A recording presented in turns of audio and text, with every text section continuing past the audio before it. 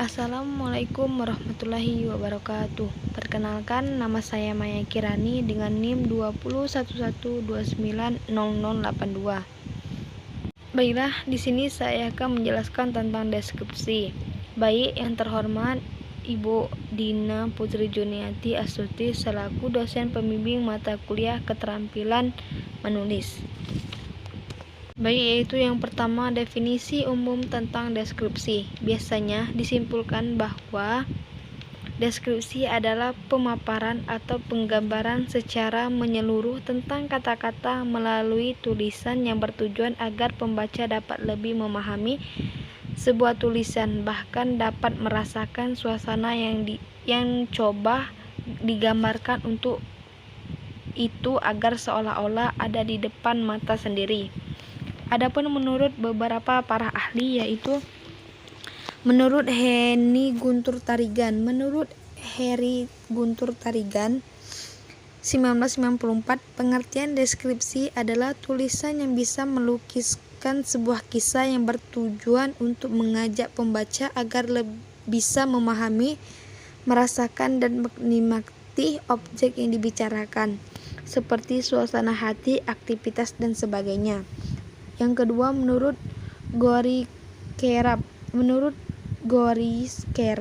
1982-93, arti deskripsi adalah suatu wacana yang digunakan untuk menyampaikan hal atau objek pembicara sehingga para pembaca seperti melihat dirinya sendiri objek tersebut secara langsung. Di dalam deskripsi, penulisan memindahkan kesan-kesannya, hasil pengamatan perasaan, penyampaian sifat, dan rinci wujud yang ditentukan pada objek. Yang selanjutnya yaitu ciri-ciri deskripsi. Deskripsi memiliki karakter tersendiri yang membedakannya dengan jenis teks lainnya. Ini adapun ciri-ciri deskripsi adalah sebagai berikut. Yang pertama, isi deskripsi terdapat penjelasan atau rincian mengenai objek, tempat atau suasana tertentu. Yang kedua, deskripsi melibatkan panca indera, penglihatan, pendengaran, pengecapan, penciuman, dan peradaban dalam menjelaskan suatu objek atau peristiwa. Yang ketiga, deskripsi berisi gambaran sebenarnya mengenai suatu objek atau peristiwa secara detail sehingga pembaca seolah-olah dapat melihat dan merasakannya. 4. Deskripsi umumnya mengumumkan ciri-ciri fisik objek, misalnya ukuran, bentuk, warna, dan sifat. Yang kelima, kata-kata dalam deskripsi selalu bermakna dengan sifat atau keadaan.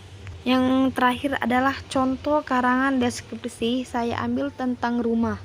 Aku memiliki rumah terletak di lereng gunung dan dekat dengan sawah.